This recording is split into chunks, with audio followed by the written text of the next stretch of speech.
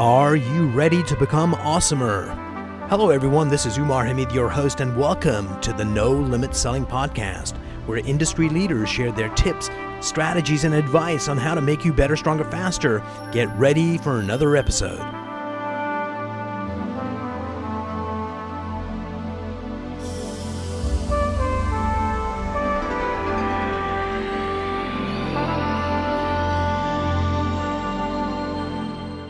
Hello everyone, I'm privileged to have Tom Ainsley here with me. Tom, welcome to the program. Thanks for having me. Glad to be here. So Tom, we met about 7 or 8 years ago when you just started this company. That's and it. Now how many employees do you have? We're up to about 15 full-time right now. 15 full-time? So to get us started, Tom, tell us who you are and what you do in about 90 seconds. Sure. So as you said, my name's Tom Ainsley. I'm the CEO of Ainsley Company. Originally, we started as Baltimore Media Group, but essentially my firm, we're a marketing agency located in Baltimore. We started back in 2010 as Baltimore Media Group, mainly based on my experience doing public relations from the firm I worked at in North Carolina, which is now part of Ketchum, and then my experience here working for a Hearst radio property in Baltimore. Our firm is, we call us an ad agency, a PR firm, video production. There's so many different names and monikers going back to, the 1960s and Mad Men, but basically today we're a marketing agency. We're a catalyst for companies who are looking to grow, and they Nice. come in and they hire us and they say, hey, we have these growth goals, be they revenue growth, or obviously is the most common, but also geographic expansion, new product, merger and acquisition, recruitment, a lot of different problems or challenges related to growth. And they say, hey, what can you help us with? How can you help us reach these goals or take care of these problems?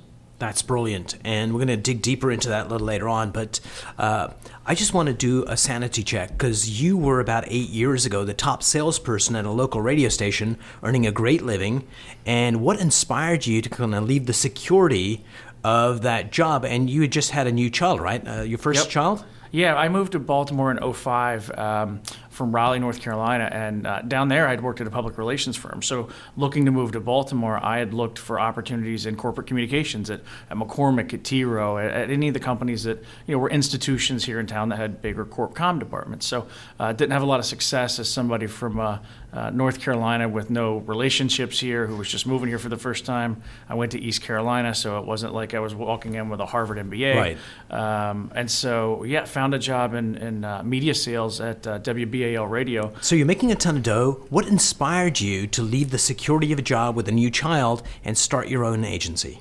Yeah, I think it coincided with kind of some come to Jesus moments with the birth of my first child. I've got 3 daughters now. They're 8, 6, and 4. But 8 years ago, when my first daughter was born, I had been looking around kind of at where I was and said, okay, I'm a salesperson at an AM news talk station, which I love the property and the platform, but I have to work for 40 more years, right? Like I was 27, 28, and said, this ain't gonna be here. What's going to feed your soul as well, right? Right. Doing interesting work. Exactly. And so, and I think that was a big challenge, is that in media sales, you are a transactional person. Someone else has made the decision of what you're going to do, how you're going to do it, what the message is, and you're just selling spots. And that didn't do it for me. So you were telling me that at that time you had actually been to an event where they had Gary Vee was sharing his ideas. What about his delivery or his message got you to kind of pull the trigger? Yeah, so as part of a local sales team for a traditional media outlet, I was looking for partnerships and things like that in the area to bring, an AM station into the 21st. Yeah, the internet. It's not a fad. So looked at some events that the Greater Baltimore Tech Council was having, and my first event I ever went to for the GBTC was Tech Night in 2009. It was October 16th, 2009 at the Baltimore Convention Center.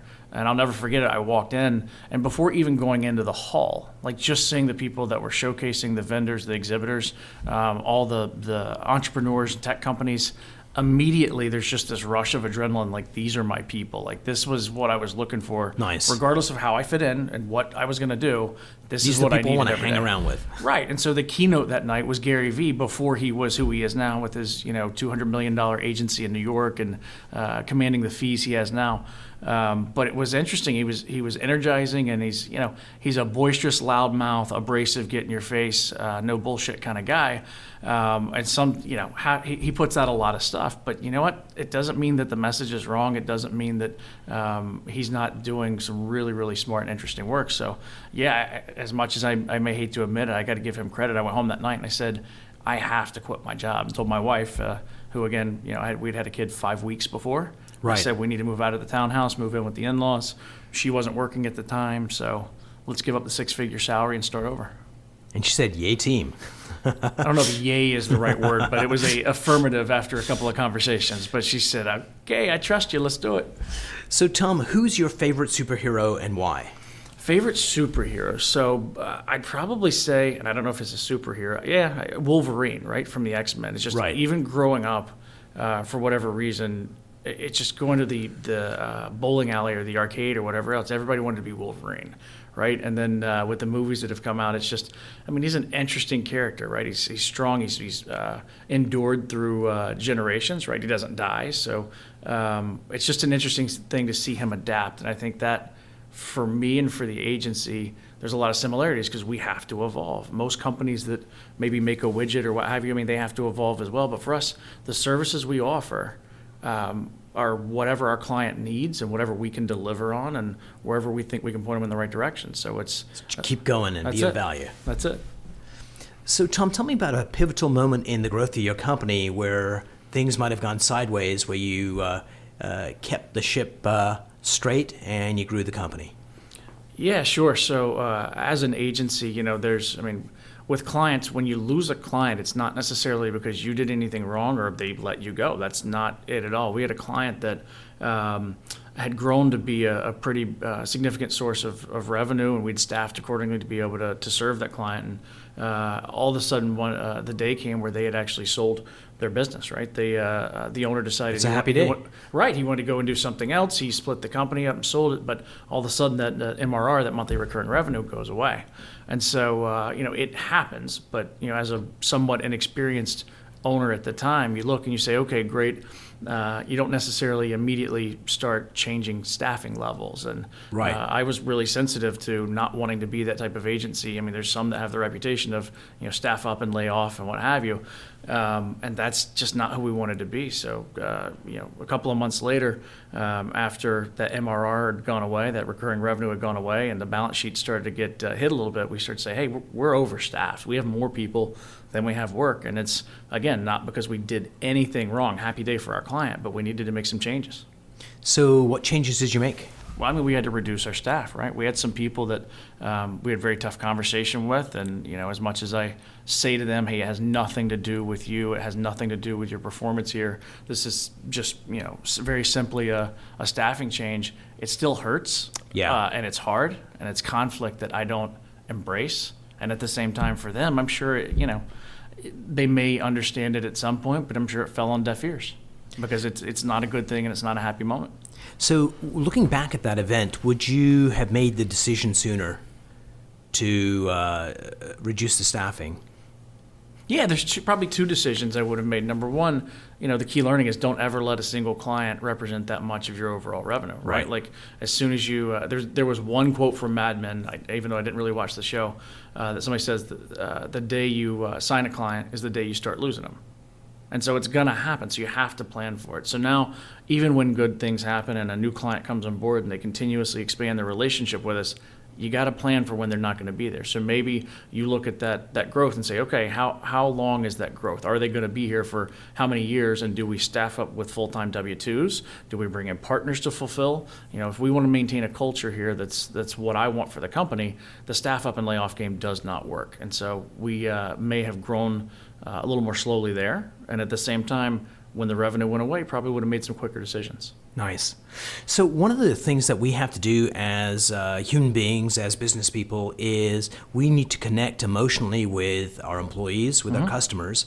So tell me about one of your campaigns where you actually influence the emotions of either the end user or the employees to kind of create that connection and get the results the organization wanted? Sure. So for a client, that's actually the biggest part of our business right now. Isn't clients that are coming to us and saying, hey, we need help with revenue growth through new customer acquisitions. It's actually people coming and saying, hey, the pipeline's full, but we just can't find the people. I mean, the unemployment rate is what, 4.2%, I think, right now? Lack of talent. And we're in Maryland, right? So Yeah. federal government, Fort Meade, all these things going on, depending on what business you're actually in. I mean, it's probably closer to 3% is what most people are feeling. So the talent and the recruitment is not going out and finding people that are sitting on their butts because they're just not there. The smart people, they have jobs and they may not be actively searching. So for us, what we when we work with a company, what we have to do is say, okay, what is going on in that employee's life? If we profile that person and we say, okay, it's a 35 to 45-year-old male with this level of education, they went to UMBC, they got this degree, they've got a PhD, whatever, they probably live in the Columbia area, they've got 2 kids, they've got XYZ. Where are they in their life, and then what needs do they have that aren't being met? And what is it that they would be interested in possibly changing jobs? And it's not always the normal 401k and healthcare and salary. Like, those things are great.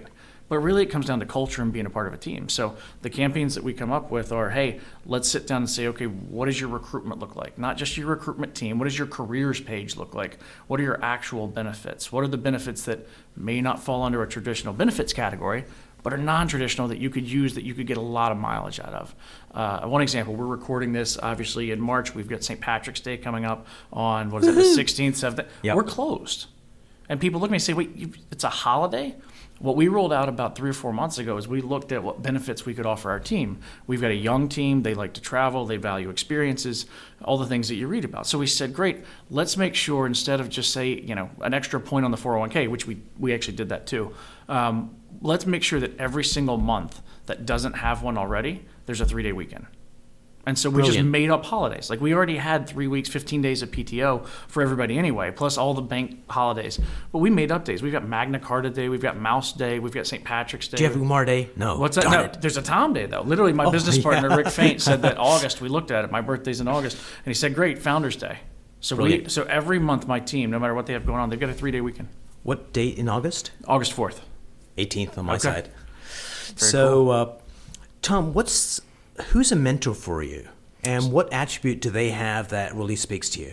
Sure. So the first person is, I'd say, my business partner, Rick Faint. He came on board last year. Very accomplished entrepreneur, reformed lawyer, as he likes to say. Also accounting degree from Towson. And so he came on board, and he has just a wealth of experiences that I haven't had, right? He's taken companies public. He's worked with teams in manufacturing and software all over the place.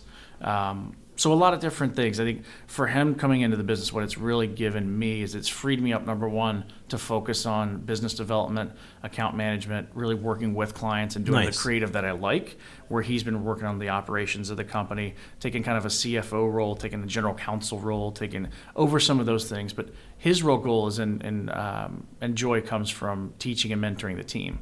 So he's running our team through things like 5 Dysfunctions of a Team from Lencioni. We're doing 7 Habits. I saw your books. Last time I was here at some event, there was like a bookcase of amazing books. Yeah, because that's it. Continuous learning. That's another thing that he's instituted here is that, we all talk about it, but personal development, we give every employee a budget every single month and say, here, go learn anything. We don't care. We don't even care if it's related to this, and probably shouldn't. No matter what you learn, you're gonna learn something amazing and become a better human. Right. Go learn archery. Go learn how to be an arborist. Go learn scuba diving. Go learn whatever it may be. I mean, naturally, people here gravitate towards things that help them here, but we don't care as long as we instill that continuous learning mentality. Then you're going to be open to picking up new things that'll help you here too.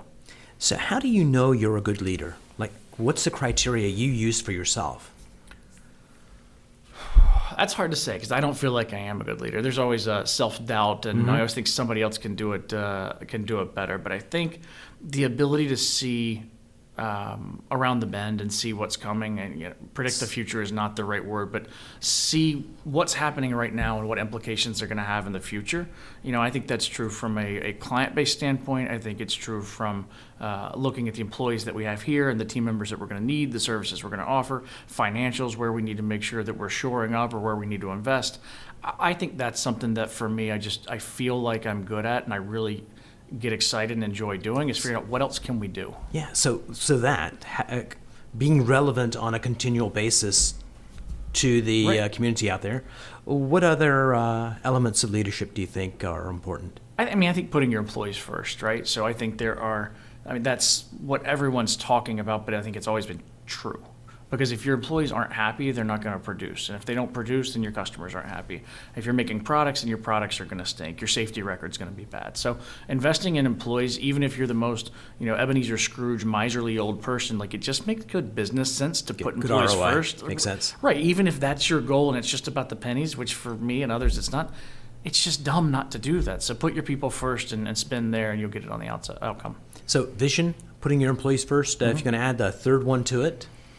I just think for us, it's being that word catalyst, and I mentioned it before. Like that's what we want to be for our employees and their lives. That's what we want to be for our clients. We want to unstick things. We want to be a catalyst for change, and for growth, whatever is going on. I think people have undervalued where they work and not really cared. Oh, it's a job. I take my paycheck. I go do what I want to do. And same thing I think is true with marketing. A lot of companies, not the ones that really understand it and rely on it as their lifeblood, but a lot of companies they spend their couple % of revenue on marketing and they're like, oh, we did some stuff. There were some press releases. We did whatever. They don't really hold it accountable like they should. So we want to come in and shake things up and say, no, this should be successful. Here's your ROI. Here's how we're going to unstick things. And a blog post ain't the way to do it. It's more than that.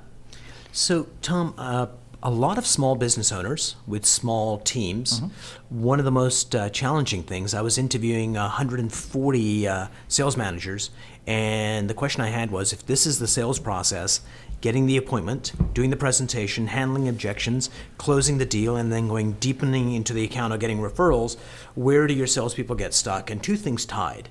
Want to guess where the two things where their people had difficulties? No, go ahead. Where? Getting appointments. Okay. And closing the deal were the two areas that tied for first place. And then I asked, what's that costing you? How much money is the salesperson leaving on the table? And they said 50% of their revenue potential gets left on the table if they don't get enough quality appointments. Yep. No, the first one is I'm hugely passionate about. When you talk about getting appointments, for me, I just call it getting noticed in the first place. Right. Like the appointment is almost to me the second one to ask for the appointment because you have to be almost engaged in the conversation already to get the appointment. So for us, we put that on our shoulders as marketers and we say to our clients, hey, that's our job.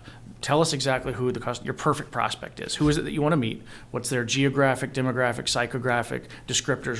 Who are they? What do they want to do? What does their week look like? When do they have sales meetings? So give me a real life example of, you can name the customer if you want, but say, hey, we had this company, they were doing this, and this is how we helped them get in front of their ideal customers. Yeah, absolutely. This is a recruiting story, so it's great. So we had a client of ours who came to us and said, hey, again, same thing. Revenue's great, pipeline's great. Our problem is that we don't have the people to do the job. And I said, well, where are you recruiting? They said, oh, we've Craigslist, we've got the want ads in the paper. And I said, well, guys, come on, it's 2017 at the time. I said that no wonder that's not working. I mean, that's just dredging the button. Like, there's no careers page, there's no value proposition, there's no message from leadership. So we looked and we said, who is it that you're trying to reach? And they said, we're trying to reach young men 18 to 25. And I said, you're trying to reach men 18 to 25 and you're putting ads in a physical paper? Yeah.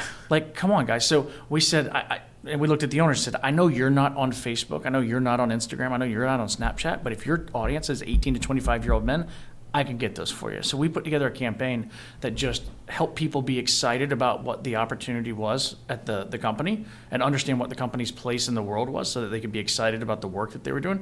Because this was construction. It was manufacturing. It was Right. lower end, not highly educated white collar stuff. And so there's got to be a purpose to make them want to work there. So we put together a campaign, landing page, messaging, and even a benefits program to get those people to find them in the first place, come in and have a conversation, feel good about it enough to take a job and stay there. Nice, because I think it brings up, I think my three favorite words are relevant. How can you be relevant to the audience you're serving? And that's a good example of that. Integrity, how you can stay true to your values as an organization. And number 3 is focus. How do you stay focused and not get distracted? Yep. And it sounds like all 3 came into play in that. Agreed. Yeah, relevance is huge. Is again, instead of trying to tell people that what you're doing or what you're selling is what they should be interested in. That's why we profile the customer. What's going on in their lives? And then how do we solve one of their problems? I don't care what the problem is. I don't care what you're trying to sell. Solve one of their problems, find a way to help them. And then you're going to be relevant and they're going to want to pay you back. On the last side, what was the third one that you mentioned? Focus. Focus is the biggest problem I see with marketers and with sellers. It's just people running around like little spastic chickens with their heads cut off. And not that anything that they're doing is wrong, but they never do anything for a long enough time to see results. It's like, what's the old sales adage that most people require, 7, 8, 9 touch points, and most Yes. salespeople give up at number 2 or 3? Right. It's not that number 1, 2, or 3 were wrong. They just didn't finish the damn thing. So, what's the best business advice you've ever gotten? The best business advice that I've ever gotten. Don't talk to Umar. I didn't listen to that one. No, there's a lot, and I guess it depends on back to relevance, right? Like which one is relevant to me. Right now, the one that I'm really focused on and having a good time with is from Jim Collins and Great by Choice. Fire bullets, then cannonballs. That's what we do with our clients, and it's... So test first. That's it. And because if either in the business, if we're talking about an investment or with a campaign for our clients or for anything that we as idea people think may be right, that's great. Look at the data and make sure that plays it out. And even if you think it's right and the data says it's right, how do we test it? Right? It gets back to the, I think it's minimum viable product, right? Right. How could we learn, if we've got a hypothesis, how do we test it without deploying all of our resources at once? Test it, have measurable results, and then we can go in having data that says that we know we're right. And we live in a day and age where that's much easier to do than it was 20 years ago. Right, absolutely. There's so many ways that you can Throw test $2,000 at Facebook and you could get a decent Right. data set. Right, exactly. But you may be testing a landing page, you may be testing a message, you may be testing, like, is this our customer? There's so many different things, but isolate a variable. That's the biggest thing that most people Yep. don't do, is that they've got 5 variables that they change. you Like, can't it tell didn't what work, that but means, yeah. Which one didn't work? You changed 5 each time, so you don't learn anything. So we're in 2018. Selling is harder than ever. What could salespeople do? People working for different companies by themselves to improve their sales from your point of view? I think the biggest thing that I see, this is really true for early stage salespeople, but it's just mentality that I always have is sell by helping, right? So if you put enough good, call it karma, whatever you want to, out into the marketplace, I think good will come back. And if you've actually got the expertise, there's nothing I love more than meeting with a prospect or client or whatever it may be, friend, a first time, and we start talking about what's going on and just pull out a napkin and start writing down, well, here's what I might do, X, Y, Z. Don't worry about, qualifying them and then this and a proposal. Just start helping them. At some point, the contract will take care of itself if they're the right fit. What I hear way too often is people saying, well, I don't want to give away my stuff. And the reality is nobody cares about your stuff. And your stuff's not that special. Yeah. Like that. Yeah. I think everybody thinks that they've got this great idea that no one else has ever thought of. And I think, oh, Jesus, I'm going to go back to Vaynerchuk again. But it's like, the ideas aren't shit. Execution is everything. Absolutely. I think just building that relationship and giving freely, because if you do that, a lot of people do not have that skill set or don't want to be messing with it. But if they see you as an expert, then it's a no-brainer. Right. If you hold back and go be coy about it, then they pick up a vibe that gets in the way. Yeah, it's confrontational already. It's like I used to equate it. There's a we walked into there was a client that we were working with, and we were trying to consult with them on customer experience at a retail location, and just their old showrooms were set up where you would walk in the door. And what would happen is the salesperson, who was all the way in the back with the big 8x8 glass window, right, who was sitting there doing his crossword, would get up, see you, put on his jacket, come out, and it was just instantly confrontational because you knew there was this negotiation that was going to happen. And it's a poor customer experience. If you just help people answer their questions, they'll open up and they'll give you everything. So your oldest daughter, how old is she now? She's 8. So when she's 18 or 28 and she's starting her company, what would be the advice you'd give her that would allow her to accelerate her success? I think first of all, for entrepreneurship, I'd make sure, hey, is this what you really want to do? Because it's hard. It's been glorified. It's the cool thing to do to start your own business. But be prepared to work 70, 80-hour weeks. Like, be prepared to be on vacation and deal with clients. Be prepared to be, to have panic attacks or anxiety. Like, make sure, first of all, that's what you want to do. But number two is do something you love. Yep. Make sure that it's something you're excited about. Like, whatever it is that you read when you go to the beach and you're sitting out there with your toes in the water, whatever the business thing is, or whatever it is that you're reading and you're interested in, make that your business, because then you'll be successful, because you're just a sponge. Nice. So, Tom, thanks so much for sitting down with me. I really appreciate it. I learned a lot. How can people get a hold of you and your agency? Right. They can see us online, AinsleyAgency.com. Shoot me an email, tom@AinsleyAgency.com, or come find us right here. We're in Harbor East in Baltimore City. Brilliant. Thanks so much for sitting down with me. Great. It's been great. Thanks so much.